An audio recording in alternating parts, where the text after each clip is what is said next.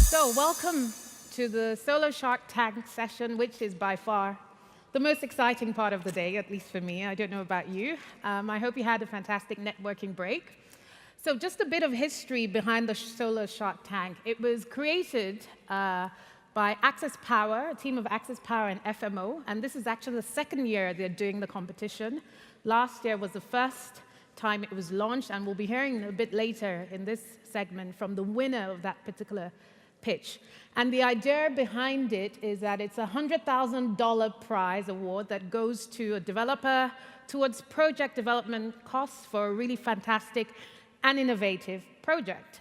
And the way this competition was structured is that over the past few months, and I think contestants were allowed to submit applications for the award up until January, and the judges applied a very stringent selection criteria. So they actually received 41 applications, I believe, across 23 countries, which represented a little over 6,000 megawatts of projects in the pipeline.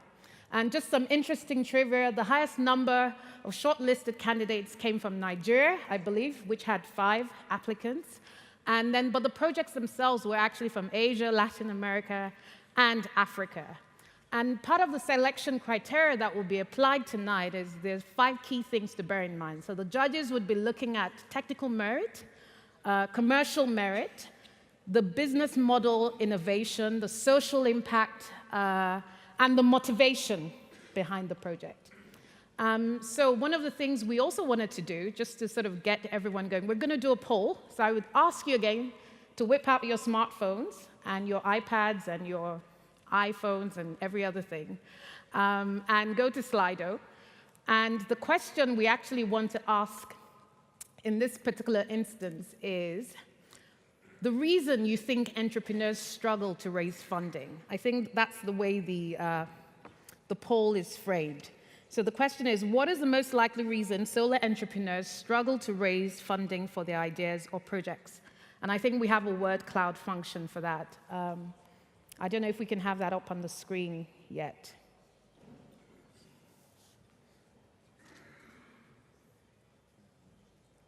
So it's a word cloud. So you're just typing any words. Do we have any?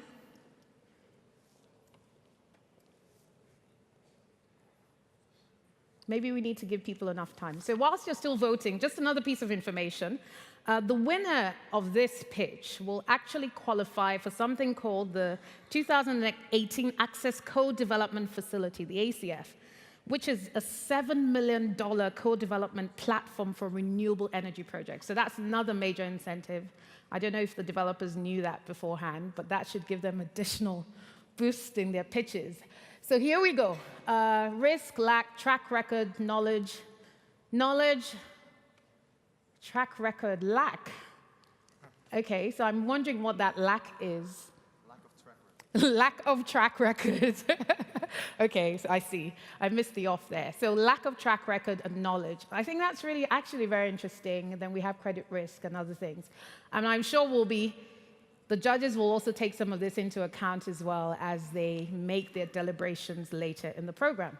So speaking of the judges, I'd like to introduce them. First up, I will introduce Linda Brockhuizen, the CIO of FMO, who you heard speak earlier. Thank you, Linda. Welcome. Can we give her a round of applause?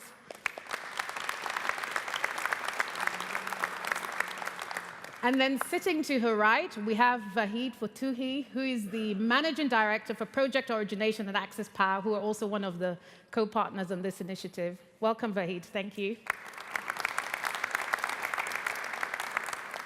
And then on my far right, we have Sumit Thakur, who is the Global Head of Renewables and Power at the International Finance Corporation. Welcome, Sumit. And then last but not the least, Andrew Johnston, CEO of Climate Fund Managers. Welcome, Andrew. Thank you. So what we're going to do is we're going to hear 3 really interesting pitches. As I mentioned, they've been shortlisted. There's going to be a video and a pitch. And after each pitch, there will be a 5-minute Q&A session. I think as the audience, you'll also be allowed to put in questions through Slido, and we'll try and fit in as many as we can, perhaps within the band of time that we've been giving. So let's listen to the 3 videos and enjoy the rest of the presentation. Thank you.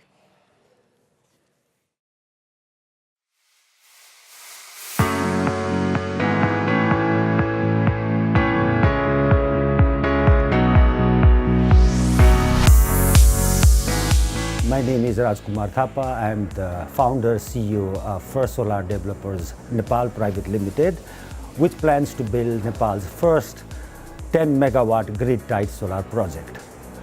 Well, when you think of Nepal, mountains come to light, you think of a lot of snow, you think of water, but only depending on hydro resources has its own pitfalls. Nepal's energy system of 1,000 megawatt reduces to 350 megawatts during the months of October to May, leading to a major power deficit in the country.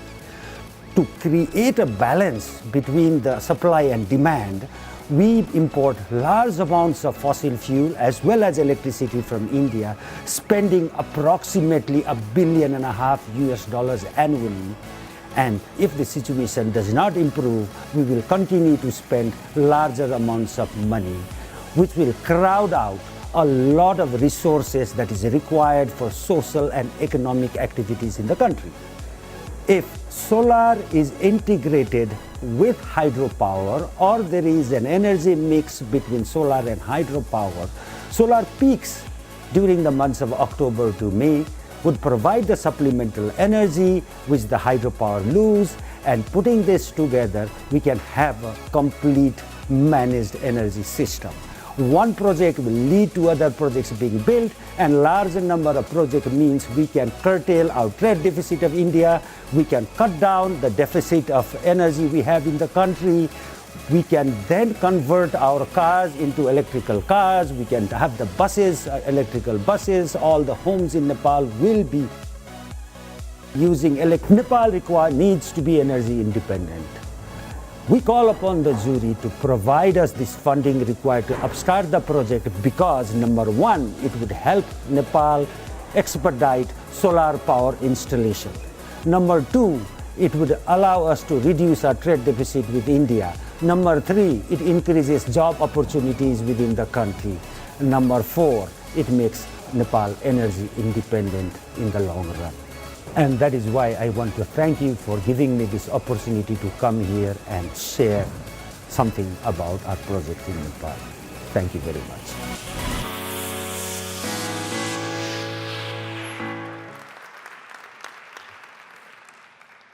Hello, Raj. Very impassionate presentation, and I fully agree with your idea of balancing the generation mix. Can you just tell us a little bit about your plans to negotiate an offtake agreement with the government and how the government will be able to pay for this, given that I assume the cost of the solar will be somewhat higher than the price that they're paying for the hydro? The government of Nepal has actually set a base rate for solar at a certain rate, 9.61, approximately 10 US cents per kilowatt hour. Now, this is being debated a little bit here and there, but basically a large number of political parties which participated in the last elections, and if we look at the manifestos of these political parties, they have clearly identified a need for energy mix. They have talked about going to as much as 200 megawatts of solar in the system. And we believe when the new political parties come in to power, when we have a stable government, this will be further expedited. The utility will sign a PPA agreement with the solar developers, and it will be on a take or pay basis. You see, so if they ask me to shut down the plant, I will not lose any funds, and which will make the project slightly, much better in terms of the finances. Raj, hi. Great video. Thank you. You've twinned your project with a local school, Yes. which I think is a great idea. Why education? Why the association with learning? Tell us a little bit why you've chosen that theme as your impact focus for this project. I have been in the development sector for the last 25 years, looking at poverty, looking at development issues up in the mountains of Nepal and other areas. And one of the things we critically see is the lack of funding for schools. The schools in Nepal, the one particular school that we have has only 3 teachers, which are providing education in terms of English, Nepali, and mathematics. Is this a complete education? No, it is not a complete education. So the rental income we provide to the school will allow the school to add additional 6 teachers, and then maybe we can bring in social studies, science, other subjects to provide a broader education level for the children in the schools.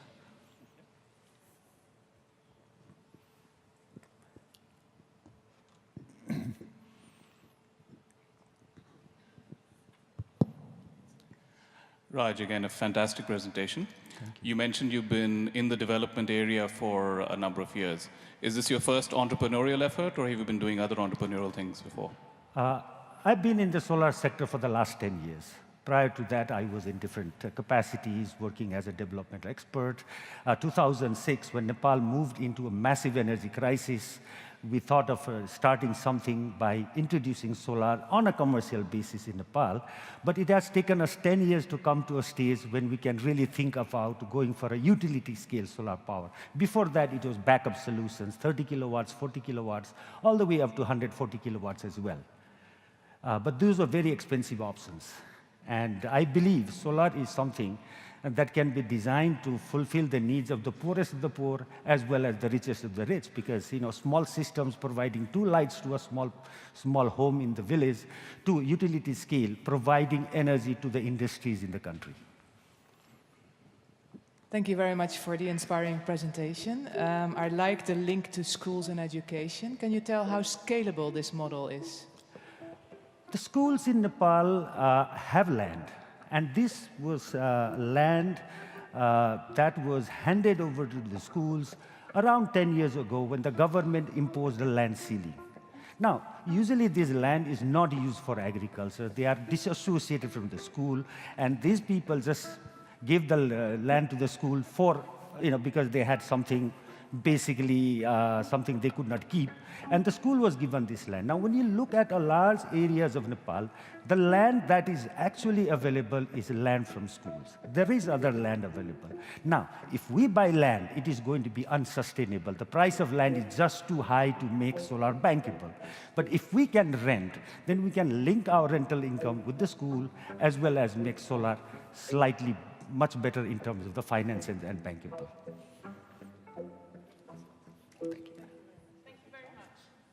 Round of applause for Raj.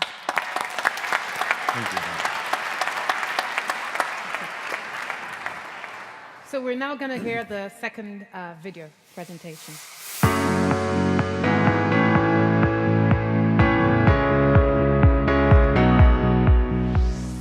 My name is Jolanda. I was born in a small village in the Netherlands, grown up amongst farmers. I know what it's like to live like a farmer. The hard work, the uncertainty, the weather impact, but also the joy and identity farming can bring to you. On a more professional note, I work as an engineer in solar development. I've been working on multiple solar projects, and I like it, it's exciting. However, that's one big discomfort. Large solar projects take up land, valuable land from farmers. If you take away land from farmers, you take away part of their identity. And that's why we started Coffee Beams. How amazing would it be if we can develop large-scale solar projects without having to take away the farmer's land? The concept is very simple. We just elevated solar panels and allow crops to grow underneath. The first challenge we had to overcome was to find a suitable crop. Coffee is the natural choice. Coffee flourishes in the shade. Shade-grown coffee is actually a better tasting, higher quality product with a premium. The second item is that we wanted to make a social impact. As you may be aware of, coffee grows in the most rural and poor areas of this world.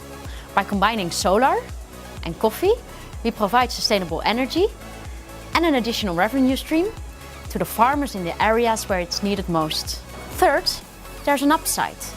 Realizing projects in developing countries can bring a currency risk. Coffee is one of the most traded commodities in this world. By engaging large coffee traders in our commercial construct, we allow them to take away this currency risk. Our vision is to start our first 10 megawatt project in Costa Rica. Half of our team is working there. We know the major, we have land secured, we know the local farmers, and we know everything about the Grid Connect. We think it's very feasible. However, it's not a one-off. We intend to bring this concept to a large share of the 25 million coffee farmers in the world. We believe it's scalable and replicable. We want to bring coffee beans to the farmers in Guatemala, in Ecuador, in Indonesia, and in India. To summarize, we want to give farmers back their land and their identity. We want to give them an additional revenue stream. And we don't only want to do this in Costa Rica, but we want to do this all over the world, in Asia and Africa as well. About 1 kilometer from here in Amsterdam is the Hortus Botanicus. About 300 years ago, the first coffee seedlings were harvested here and brought to Latin America. Start of a massive innovation. Today, we hope to start a new innovation, and you can support us with that. Thank you.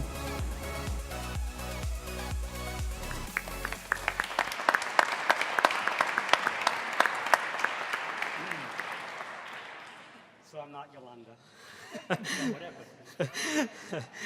This is the uglier version of Yolanda. Good afternoon. Roberto, hi. There was reference made in the video as well as in your papers about the commercial nexus between the power production and the revenue earned by the coffee growers, and reference to this forex mitigation. Could you just talk a little bit about that? What is that commercial nexus? Yeah, so what we're trying to do here is work with a co-op. We're not actually working with farmers, we're working with a co-op. And with the co-op, they have land that they can provide for this specific first project. With that, we will be able to give them cheaper power, half as cheap as what they're currently paying. And the extra money that they save is part of what they will earn. There was a reference also in the presentation to an innovative commercial construct. As Yolanda mentioned, some of the biggest companies in the world in coffee are based here in Europe or in North America. Companies like Ely, Lavazza, Starbucks, the companies that you know of. And we're thinking, could we somehow get them to participate in this project as equity investors? And rather than pay them in colones or dollars, pay them in coffee. That's what they know. They know how to manage that risk. And that way, we can somehow help the farmers get a stable income as well, because now their coffee is flat, or at least the cost. And we can get that equity investment from these companies. Roberto, 2 questions. First, it's a very innovative idea, but almost even more innovative is the title of the idea. So tell us who came up with the idea of the title. Second question, I know you're in early discussions, but I assume you have some form of PPA or are looking at some form of PPA. Can you give us a little bit of a flavor of the kinds of things you're looking at? Yeah. So the idea came from actually one of our colleagues from China who tells us, we really struggle with the idea of taking land away from farmers, because all of us come from farming backgrounds. Myself, my father was a farmer as well. So we were talking about this idea at the lunch table one day, and one of our colleagues said, well, hold on, we're doing this in China in megawatts, hundreds of megawatt scale, and she showed us the photos of how they're doing actually this same thing. This is a much simpler idea, actually, than what is being done in China, because coffee is hand-picked. So you don't even need to raise the panels that high, because and most coffee farmers are about my height. So we can walk easily around this area. We're not Dutch kind of people. So that's one thing. The other thing about it is we thought that if we are able to do this, we can then replicate this idea in other places, right? Other places of the world. With regard to the PPA, we do not have a PPA right now. We do have conversations with the co-op on this. This is our biggest risk, as you know. We need to de-risk this project by getting that PPA, and that's what the seed money is going to help us with. So we do need to do a few more things with them in order to get that PPA, and for us, some of that money will be also to get, like I mentioned, the big coffee traders to participate in this and to be part of the PPA. Is this also scalable to other commodities outside of coffee, or is it really something specific you can use for coffee? So the challenge, as Yolanda said, is it needs to grow. You need to have crops that like shade. A little bit of a joke here. We did actually look at other crops. The other crop that actually can grow in shade is marijuana. We said, well, you know, let's stick to coffee first. So in that regard, we're really working with the one crop that we know works well in shade. Flowers can also grow in shade. But right now, our focus is coffee.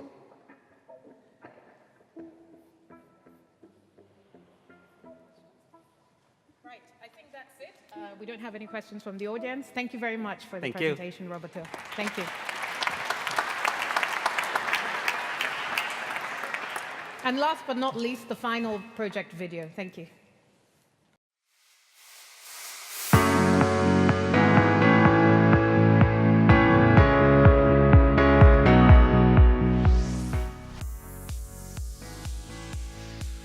Can we start a sustainable chain with solar parks that generates more than just part-time electricity? Can it create jobs, more and better foods?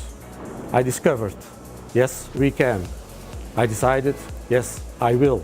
2 years ago, me and my Beninese partner, Din Barre, were on a tour through Belgium and the Netherlands. When we passed a solar park, he remarked, how is it possible that there were so many solar panels in a country with no sun?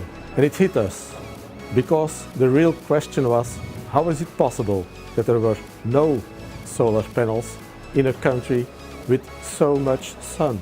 How is it possible that Benin still relies on its neighboring countries for the production of its energy?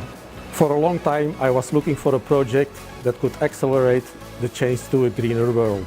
I started my career as a grower and became an expert in renewable energies. My passion is green. I feel green. I think green. I live green. I know green energy from inside out. In 2014, I started a bamboo plantation in Benin. Our goals were and still are to do a project with reforestation. We will use the bamboo for nice products, and the parts that we can't use for the products, we will use as biomass fuel. With only private capital, we managed to build a plantation of 450 hectares. Now we are ready for the next step. With the Benin Sun, we would like to create an energy hub. We want to combine a 15 megawatt solar plant with a biomass installation. The biomass installation serves as a backup when there is less or no sun, especially at night. We have been looking for the smartest way to install the solar panels, and this is what we found.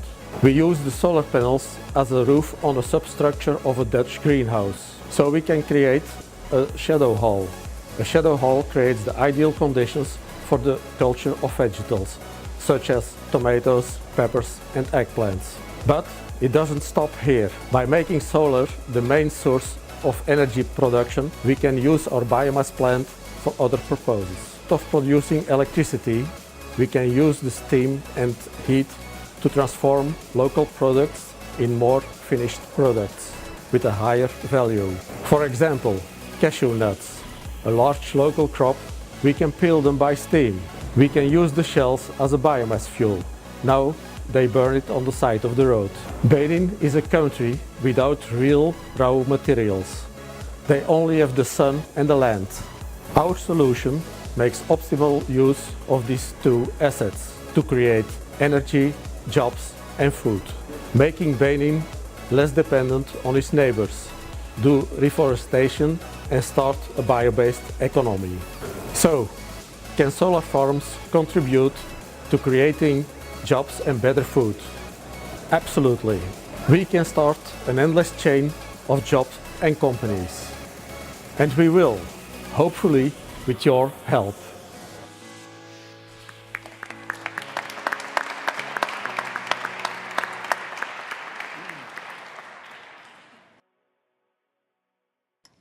One question is that, well, here in the Netherlands and Belgium, we have a lot of glass Yeah. greenhouses. Yeah. In Africa, I've seen a lot of plastic greenhouses where there's no need to put glass, but just on plastic sheets. Well, do you foresee then that there's more glass greenhouses in Africa? for No, the future? no. I don't want to cover the greenhouse with glass. It's just an open structure. We remove the glass and we have the open structure. You don't need the glass in Africa. Also not the plastic. In the area where Benin is situated, you don't have to do that. It's always warm there. Mark, so your power facility is connected to the grid, and it sells power into the grid. That's its primary source of revenue. Yeah. In addition, the business grows and sells vegetables, correct? Yeah. How much, from a revenue perspective, are you expecting to get from power sales, and how much are you expecting to get as a proportion from selling vegetables? Well, I don't count the vegetables. Oh. No. I would like to have a good project only with solar panels on the roof. And I would like that local farmers will do the culture of the vegetables under the roofs that we have created. All right. Yeah. So the vegetables, the space in which they can grow vegetables is your contribution to the local community? Yeah, that's what we would Got like you. to do. Yeah. We have a question from the audience as well, asking what are your unique selling points compared to other developers? Well, using a substructure of a Dutch greenhouse, that gives us a little bit more possibilities to see to the technology. And what I mean is, the greenhouses are created placed in areas as Western Europe and covered with glass. But you have to open the windows when it is too hot. And what we would like to search out is it possible to use this technology to set the panels in the direction of the sun? In the equatorial zone, the sun comes up in the east and goes down in the west in one line, every day, almost the same. So if you see this picture, for example, and the sun is on this side, at the evening is on the other side, and you can remove simply all the panels in the same direction with the technology that exists there already. You have almost 30 seconds left, so could you give us an example of your 30-second pitch to a farmer? I would like to say we have created an ideal condition to do the culture of vegetables, came over us to enjoy us and be a partner of our project. Thank you very much. Thank you. Thank you.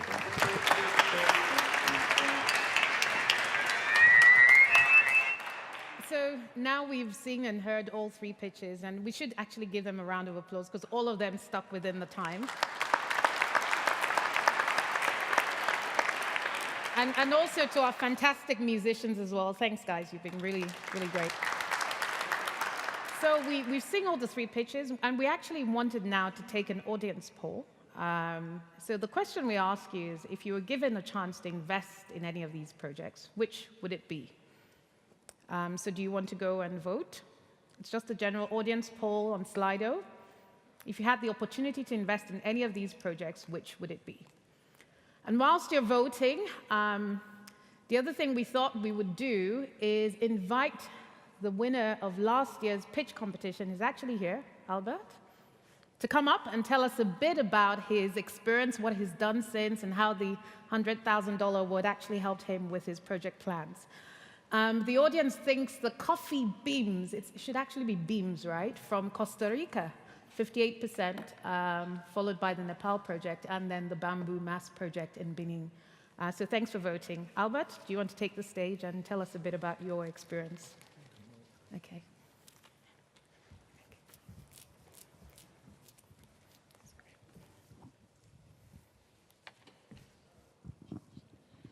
Good afternoon, ladies and gentlemen. My name is Albert Smith. I'm one of the founding directors of Africa Growth and Energy Solutions. It's based in the UK. It's my pleasure to be here with you today and share the journey that, a small part of the journey anyway, that we've been on towards delivering the first solar project in Sierra Leone, the first solar PV project in Sierra Leone. Winning the Shark Tank competition was a surprise when we won and an absolute pleasure to us. And we will be forever grateful to the teams at FMO and Access that make events like this a possibility. I, like many people, don't often read the label on a tin or the instructions of an IKEA self-assembly kit, for that matter. And that is especially when I already know what's inside. When in the case of this tin, it was $100,000 in it. There wasn't much to read, really. But I can tell you, I've gone back and I've read the tin. And the Shark Tank competition definitely embodies the Making Solar Bankable theme to its core. And for that reason, I'd like us, if you don't mind, I'd like us all to give Access and FMO a round of applause for supporting small projects like this.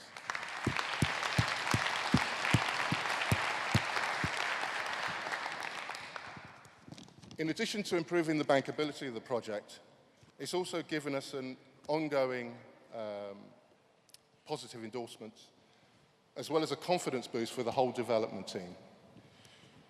As some of you may be aware, some of you in the audience may be aware, we have since gone on and had a variety of other significant successes and achievements, such as winning the award at the Africa Energy Forum last year. We've won an award with the US Trade and Development Agency, just to name a few. However, we believe that those successes, those continued successes, started here with the Shark Tank competition. Where we were before winning this competition, is we were still very early stage. We could see the needs, see the potential. However, there were significant gaps in what we had to make it an attractive, bankable project. The gaps included we didn't have any environmental study, we didn't have a grid study, no topographical survey, etc., all of which help. We've gone on now, we've now completed the environmental study, we've done the topographical, we've done the grid compatibility study, and we've done the tax analysis. Winning the Shark Tank competition has definitely tipped the balance to make this an extremely exciting and bankable project. I'll remember that sound.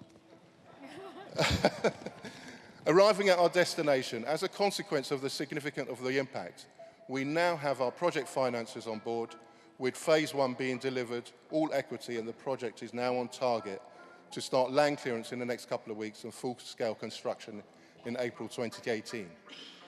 I would like to end by reminding us about the men, women, and children whose lives this project is going to impact. Sierra Leone is one of the poorest countries in the world, remembered by many as a war-torn country ravaged by Ebola, vicious floods, and more recently, the deadly mudslides, all of which combined have killed thousands and set back the country's sustainable development potential. Interestingly, in contrast, the country was once known as the Athens of Africa and was once described as the rose in the British West African crown. Those of us that have had the pleasure to visit will know that Sierra Leone is without doubt an African rose. And this project is helping the country to bring itself to blossom for the world to see it has a brighter future ahead. Thank you.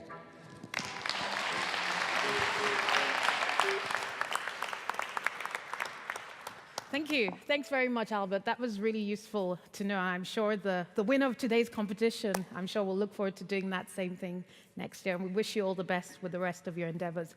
So, ladies and gentlemen, we do have a winner.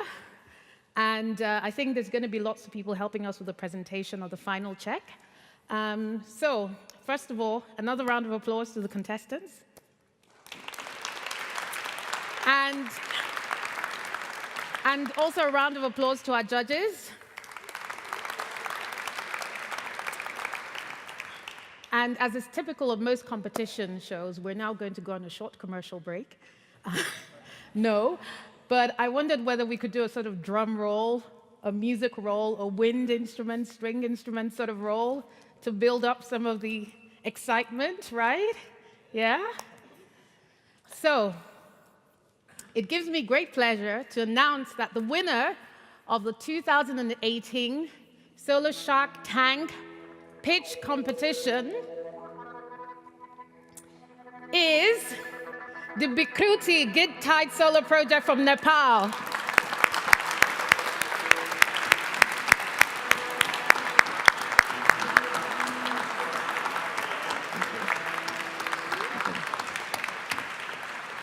Congratulations. Thank you. Congrats, Raj. Thank I'm you now very going to invite Linda Can I call as well two as of my Vahid. colleagues who are here with me? Yes, sure.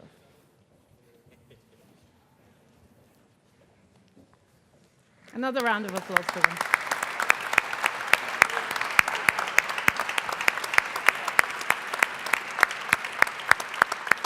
These are my two colleagues who've been the three of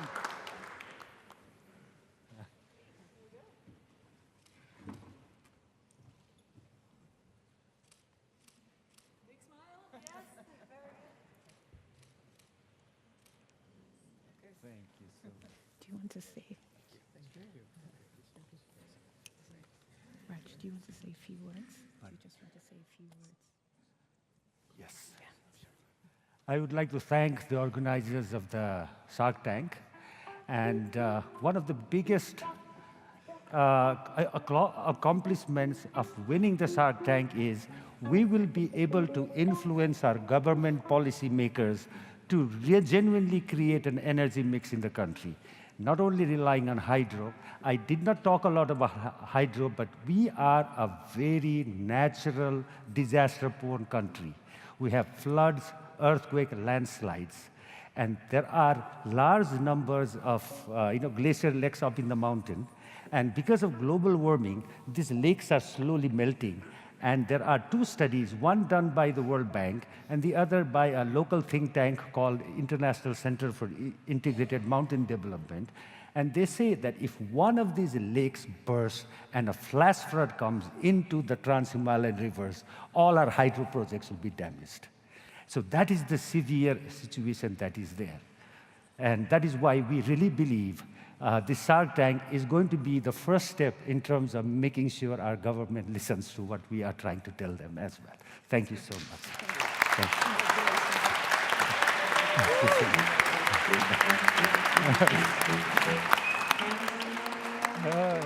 Thank you. Congratulations.